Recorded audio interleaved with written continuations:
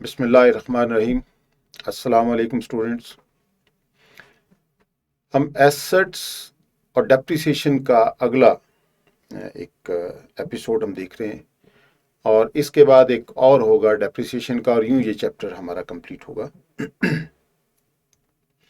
अब तक हमने ये पढ़ा है कि एसेट्स क्या है, उसकी एक्विजिशन कैसे होती है, कब समझते हैं कि ये एक्विजिशन है, फिर कॉस्ट ऑफ एक्विजिशन क्या है, डिस्पोजल क्या होती है, किन सूरतों में हम समझते हैं कि एसेट डिस्पोज ऑफ हो गया, और आज हम पढ़ेंगे disposal consideration of an asset क्या होती है। क्योंकि गेन और लॉस ऑन डिस्पोजल कंप्यूट करने के लिए दो ही उसके फैक्टर्स हैं, one is the disposal consideration and number two is the return on value of the asset. तो अगर आपने एसेट को सेल किया है, sale of the asset, it is higher of the amount. Disposal consideration क्या है in case of sale? Higher of the amount received for the asset और its fair market value. If consideration is in kind, fair market value of the consideration received shall be the disposal consideration. इसका मतलब क्या है कि actual consideration ये higher of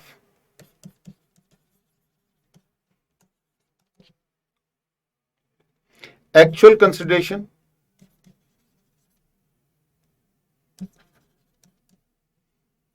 और fair market value of the assets.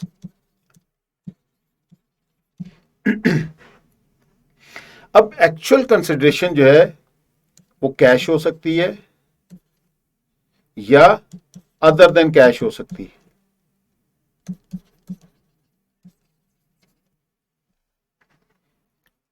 Cash है तो फिर तो मसले कोई नहीं, उसको कंपेयर कर लेंगे with fair market value. Higher amount shall be taken as disposal consideration.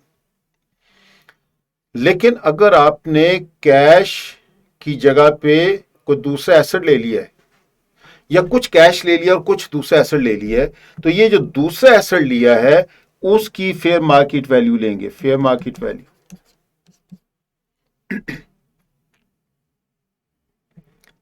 So actual consideration को कंपेयर करना है with fair market value of the asset disposed. Actual consideration को कंपेयर करना है with fair market value of the asset disposed. Higher shall be taken as disposal consideration. लेकिन इसमें अगर actual consideration cash में है फिर तो मसले कोई नहीं, उस कैश को कंपेयर करेंगे with fair market value of the asset disposed. Higher shall be taken as disposal consideration. लेकिन अगर कुछ कैश लिया है और कुछ और एक और एसेट ले लिया है, तो जो एसेट लिया है उसकी फेयर मार्केट वैल्यू जब वो एसेट लिया है, this is the actual consideration. तो इसको कंपेयर करना है with the fair market value of the asset disposed. Higher shall be taken as disposal consideration.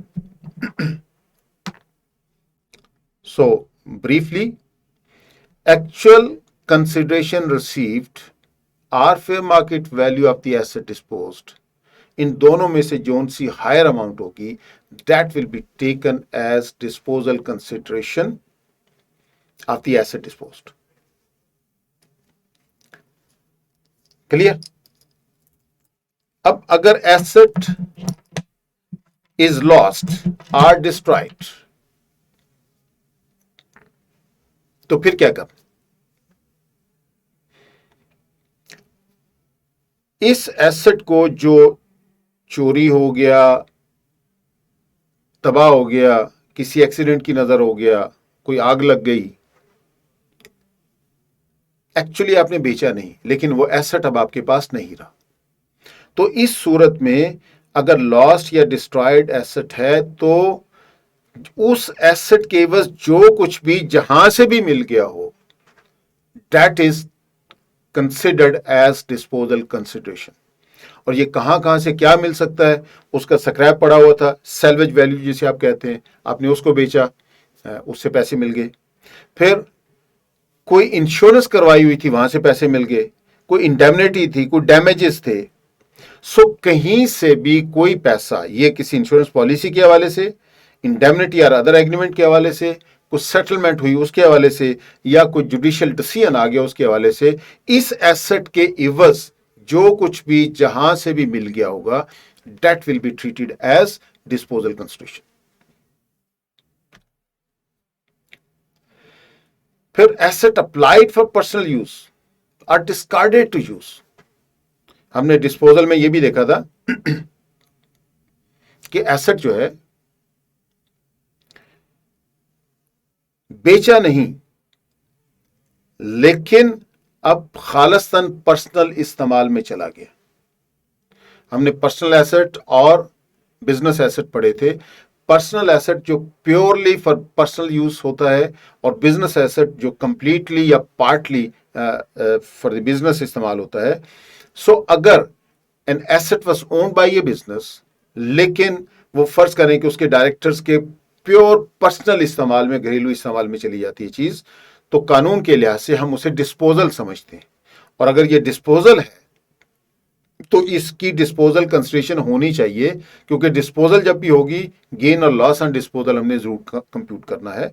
तो इसकी जो fair market value eight the time when it is applied for personal use shall be the disposal consideration, fair market value.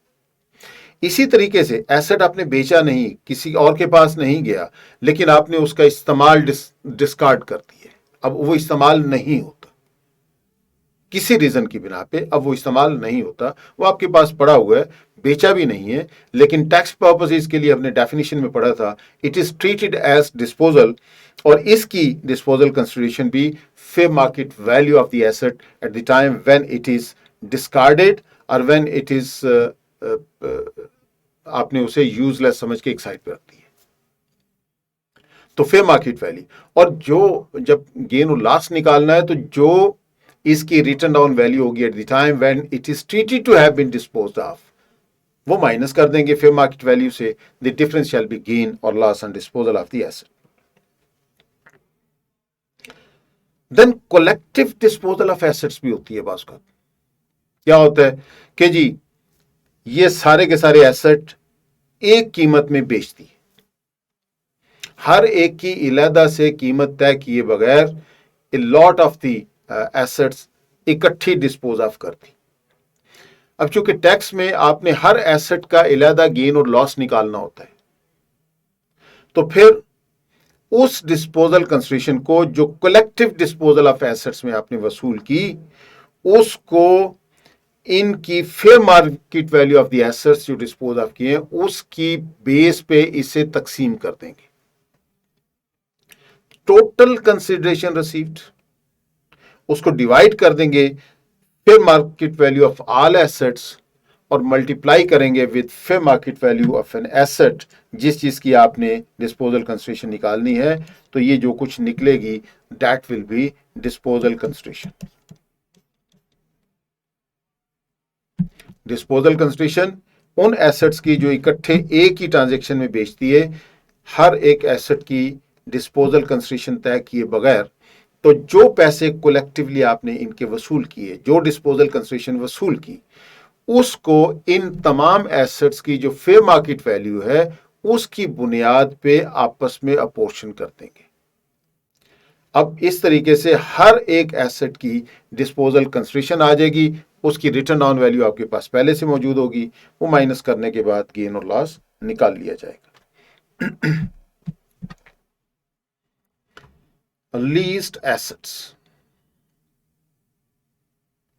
हमने depreciable asset में ये पढ़ा कि it must be owned by the person. अब leasing में, अच्छा income tax में तमाम लीजेस ऑपरेटिंग लीज समझे जाते हैं। आपने अकाउंटिंग में कहीं शायद पढ़ा हो, या हो सकता है आगे चल के पढ़ लें। अकाउंटिंग में लीज दो किस्म के हैं, एक को फाइनेंस लीज कहते हैं और एक को ऑपरेटिंग लीज कहते हैं। फाइनेंस लीज क्या होता है कि जिसमें अल्टीमेटली उसकी तमाम रिस्क और reward attach to the asset वो ट्रांसफर हो जाते हैं। मिसाल के तौर पे गाड़ी लीज पे ली, तो जब उसकी सारी किस्तें अदा हो चुकी होंगी तो उसकी ओनरशिप भी ट्रांसफर कर दी जाएगी to the person who has taken the vehicle on lease, this is finance lease. और दूसरे लीज वो होते हैं जो अल्टीमेटली उसके रिवार्ड्स और risk attach to the ownership वो शिफ्ट नहीं होते। मिसाल के तौर पे आपने 20 साल के लिए कोई एक प्रॉपर्टी लीज पे ले ली, दोनों के अकाउंटिंग ट्रीटमेंट डिफरेंट है, वो हम यहां डिस्कस नहीं करेंगे। यहां सिर्फ ये समझ लें कि तमाम के तमाम leases under the income tax law are treated as operating lease. इसका मतलब यह है कि ओनरशिप ट्रांसफर नहीं हुई अभी, और ओनरशिप ट्रांसफर नहीं हुई, अगर कोई बिजनेस हाउस ने कोई एसेट लीज पे लिया था और उसे बिजनेस के लिए यूज करते हैं तो वो उसके लिए डेप्रिसिएबल एसेट नहीं होगा, क्योंकि ओनरशिप लाजमी है उसमें और फिर बिजनेस के लिए इस्तेमाल करना लाजम है। तो जिसने लीज पे एसेट लिया हुआ है उसकी ओनरशिप नहीं है। दूसरी तरफ लीजिंग कंपनी का चूंकि काम ही लीज पे एसेट देना है, तो जब वो लीज पे एसेट देते हैं तो they are using the asset for their own business. इसका मतलब यह हुआ कि depreciation on leased asset shall be allowed to lessor. Leasing company को डेप्रिसिएशन मिलेगी और जो जिसने लीज पे एसेट लिया हुआ है उसे इसकी डेप्रिसिएशन नहीं मिलेगी। दूसरी चीज,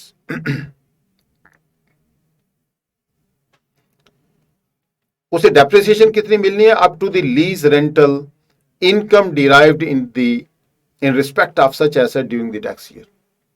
चूंकि लीजिंग कंपनी आपके सिलेबस में नहीं है तो इसलिए ये एस्पेक्ट अगर आप छोड़ना भी चाहें तो आसानी से छोड़ सकते हैं, लेकिन जिसने लीज पे लिया है वो इंडिविजुअल भी हो सकता है, वो एओपी भी हो सकती है। तो जिन्होंने लीज पे लिया है उनके लिए क्या है कि lessee shall not be entitled to claim depreciation on the asset taken on lease.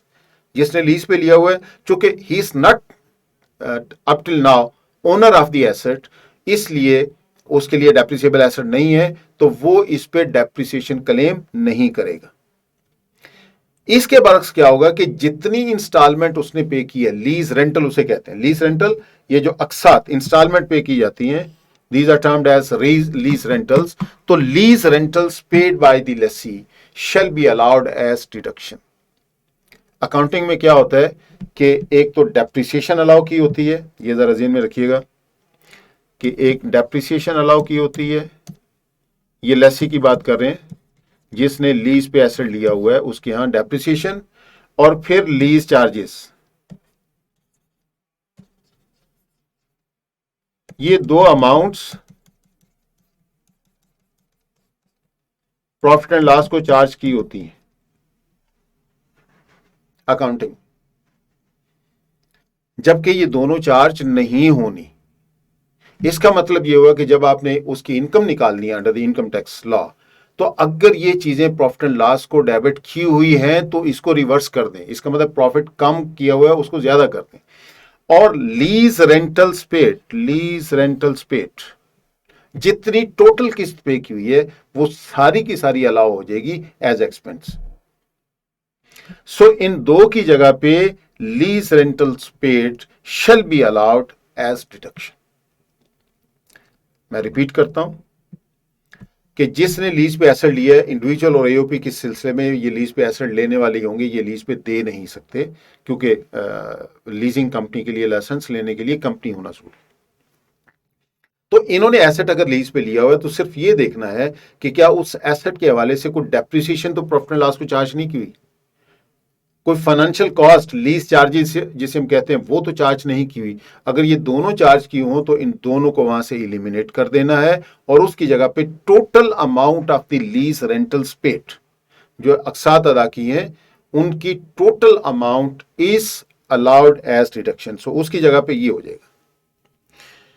और एक और चीज जरा ध्यान में रखिएगा, for depreciation cost of a passenger transport vehicle not plying for hire, ये मुख्तलिफ अदारों ने अपने मुलाजमीन को लाने ले जाने के लिए, पिक एंड ड्रॉप के लिए या कुछ और मकासद के लिए ये जो रखी होती हैं गाड़ियां, इन्हें vehicles not plying for hire कहते हैं।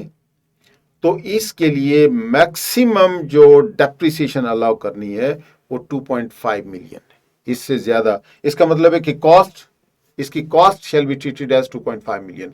इसका एक मतलब और भी है कि actual cost are rupees 2.5 million, whichever is less shall be taken as cost for depreciation under the income tax law. अब लीज एसेट अल्टीमेटली क्या होता है कि जब तमाम अकसात उसकी अदा हो चुकी होती हैं, तमाम इंस्टॉलमेंट्स पे हो चुकी हैं, तो उसकी ओनरशिप ट्रांसफर कर दी जाती है जिसने लीज पे ली होती है वो एसेट, और लीजिंग कंपनी के लिए डिस्पोजल होती है और दूसरे बंदे के लिए एक्विजिशन होती है। और जिसके लिए डिस्पोजल है उसके लिए डिस्पोजल कंसिडरेशन निकालनी पड़ती है, डिस्पोजल कंसिडरेशन। और जिसके लिए ये एक्विजिशन है उसके लिए कॉस्ट ऑफ एक्विजिशन निकालना होती है। तो डिस्पोजल कंसिडरेशन लीजिंग कंपनी के लिए क्या होगी कि residual value received by a leasing company shall be disposal consideration. Residual value क्या होती है? नॉर्मल ये होता है कि 10% of the cost of the asset ये लीजिंग कंपनी शुरू में एडवांस के तौर पे लेती है और यही उसकी रेजिडुअल वैल्यू होती है। और जब सारी किस्तें अदा हो चुकती हैं तो वो एडवांस को इसके अगेंस्ट एडजस्ट करके तो ये उसको पे कर देते हैं, ये एसेट उसको ट्रांसफर कर देते हैं। तो वो जो रेजिडुअल वैल्यू है which is given always in the agreement of the lease, उसमें दी होती है। अगर क्वेश्चन होगा तो उस क्वेश्चन में लीज ये रेजिडुअल वैल्यू दी होगी। सो नॉर्मल हालात में residual value is treated as disposal consideration of a leased asset. लेकिन इसके साथ कंडीशन क्या है? कंडीशन क्या है? That residual value plus amount realised towards the cost of the asset is not less than the original cost of the asset to the leasing company. Leasing companies क्या कर रही होती हैं कि लीज रेंटल्स, ये जो लीज रेंटल्स हैं किस्त जो होती है, इंस्टॉलमेंट जो होती है, इसको दो हिस्सों में तकसीम करते हैं। एक होती है प्रिंसिपल रीपेमेंट और दूसरी होती है फाइनेंशियल चार्जेस। इन दो में तकसीम करते हैं, उसको स्प्लिट कर देते हैं। ये लोन की रीपेमेंट की तरफ ले जाते हैं और ये प्रॉफिट लॉस को ले जाते हैं।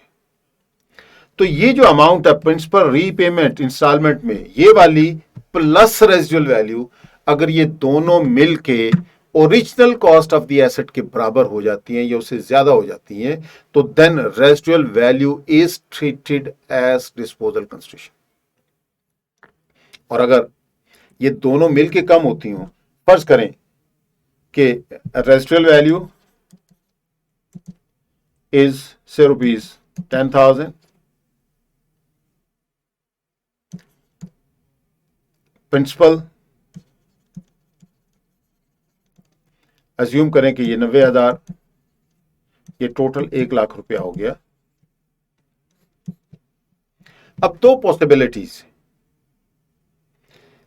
कि कॉस्ट ऑफ द एसेट, अगर हम देखें कॉस्ट ऑफ एसेट जो ओरिजिनल थी वो लीजिंग कंपनी ने कितने में ली थी, अगर अज्यूम कर लें कि ये 80,000 रुपये थी, दूसरी अज्यूम कर लें कि 1,10,000 रुपये थी,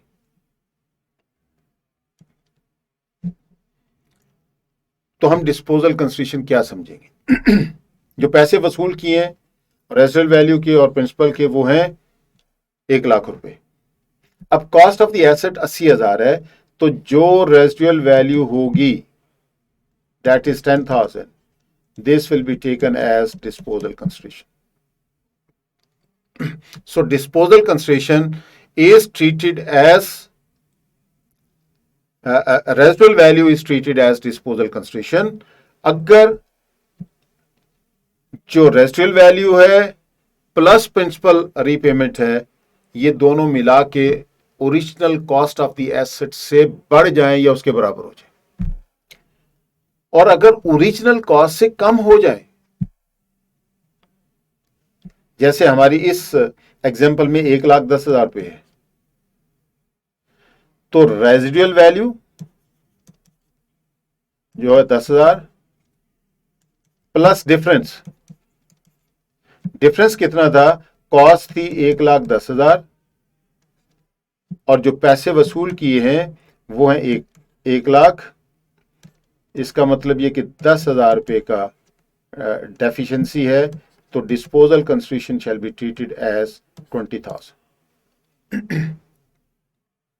रिपीट करता हूं, residual value is treated as disposal consideration.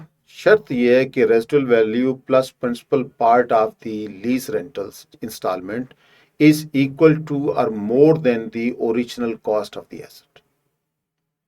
जो हमारी इस एग्जांपल में 80,000 रुपए कॉस्ट थी, तो residual value plus principal repayment 1 lakh रुपए थी, तो residual value is treated as disposal consideration. So 10,000 रुपए डिस्पोजल कंसिडरेशन आ गई। लेकिन अगर ये दोनों मिलके ओरिजिनल कॉस्ट से कम है, तो जितनी कम है इतने रेसिडुअल वैल्यू में ऐड कर दें, तो this will B disposal consideration. जैसे हमारी ये सेकंड एग्जांपल में 20,000 रुपए।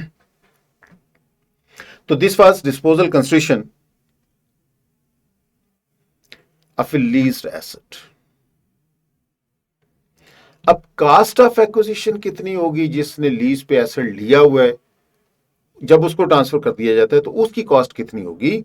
Residual value of the asset paid plus incidental expenses paid for documentation and change of the title of the asset shall be the cost. Simple सी बात यह है कि रेजिडियल वैल्यू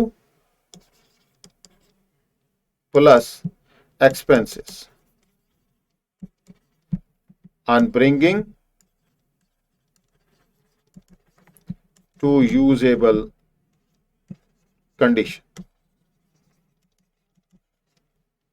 यूजेबल कंडीशन तक लाने के लिए जो हमने नॉर्मल कास्ट पड़ी हुई है। सो इसमें purchase price shall be treated as residual value और उसमें बाकी एक्सपेंसेस इसमें ऐड कर देंगे। यूं it will be cost of the asset which was taken on lease.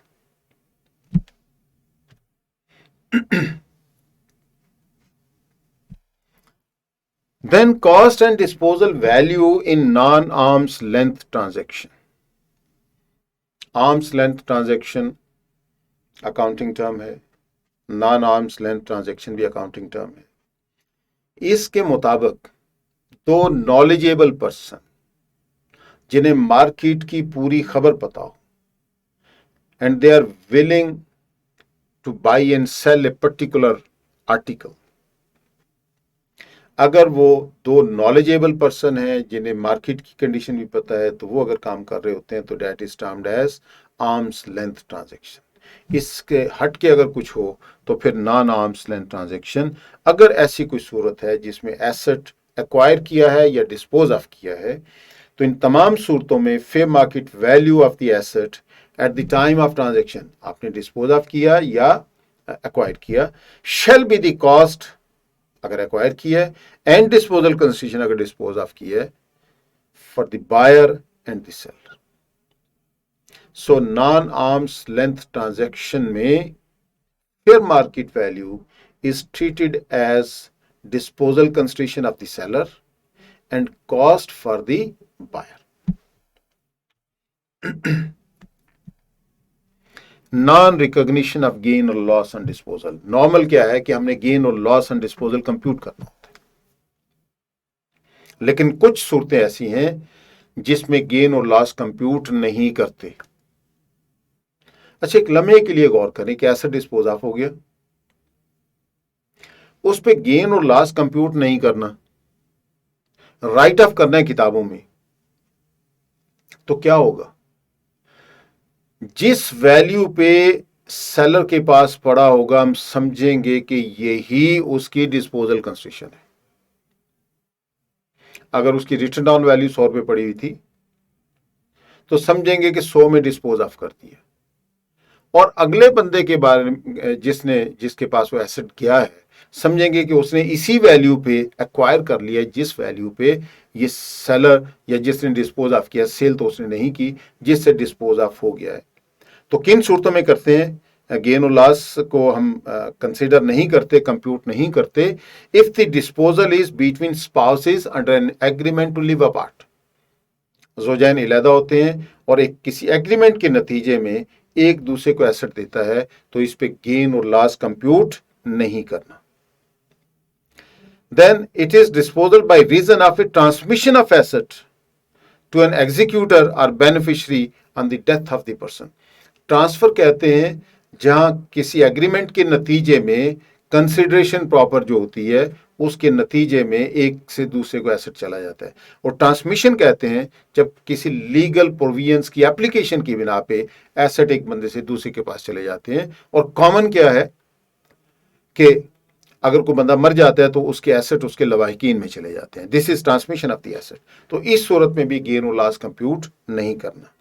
Bye reason of a gift of asset to a relative, relative को अगर को गिफ्ट किया, और रिलेटिव में बाप, दादा, परदादा, ये पूरी लड़ी, और नीचे बेटा, पोता, पड़पोता और ये पूरी लड़ी इसमें शामिल है। इसमें बेटा बेटी सारे शामिल हैं, और फिर इसमें इनके स्पाउसेस भी शामिल हैं। सो अगर बेटा रिलेटिव है तो बहू भी रिलेटिव होगी, अगर बेटी रिलेटिव है तो फिर दामाद भी रिलेटिव होगा, दादी रिलेटिव है तो दादा भी रिलेटिव है। ठीक है। सो गिफ्ट किया है इन करीबी रिश्तेदारों को, जिसके लिए रिलेटिव की टर्म इस्तेमाल की है इन द लॉ, तो उस पे भी गेन और लॉस कंप्यूट नहीं करना। Then it is disposal by a company to shareholder on liquidation. Asset जो है कंपनी जब वाइंड अप होगी तो उसके एसेट्स जो बच रहेंगे after paying off the liabilities, जो बच रहेंगे those are distributed amongst the shareholder. तो इस पे भी गेन और लॉस कंप्यूट नहीं करना। इसी तरीके से फर्म अगर डिसॉल्व होती है तो उस डिसोल्यूशन पे भी ये एसेट तकसीम हो जाने हैं, और ये एसेट तकसीम फिर आपको पता है profit and loss sharing ratio के हिसाब से नहीं होते, बल्कि ओनरशिप की बेस पे होते हैं कि उन्होंने कितना कैपिटल उसमें इन्वेस्ट किया हुआ है उसकी बेस पे होते हैं। तो इस पे भी गेन और लॉस कंप्यूट नहीं करना। और फिर गवर्नमेंट को ये इख्तियार हासिल है कि वो कंपल्सरली कोई एसेट ले सकती है अंडर द लॉ। अगर ऐसा ही है कि उन्होंने कोई कर लिया है, तो फिर अगर जिस बंदे से ये एसेट एक्वायर कर लिया गया था, ले लिया गया था, उसने 1 साल के अंदर अंदर ये जो पैसे उसे मिले थे इसे री इन्वेस्ट कर दिया है in acquiring the same kind of the asset, तो इस पे भी गेन और लॉस कंप्यूट नहीं करना। तो स्टूडेंट्स, आज हमने इस वीडियो में डिस्पोजल कंस्ट्रक्शन पढ़ी, किन किन सूरतों में होगी, और फिर किन सूरतों में गेन और लॉस ऑन डिस्पोजल कंप्यूट नहीं करना, ये चीज हमने पढ़ी। और अगला जो हमारा इसी सिलसिले का जो इसी सिलसिले की वीडियो होगी वो होगी डेप्रिसिएशन पे। बहुत शुक्रिया, अल्लाह हाफिज।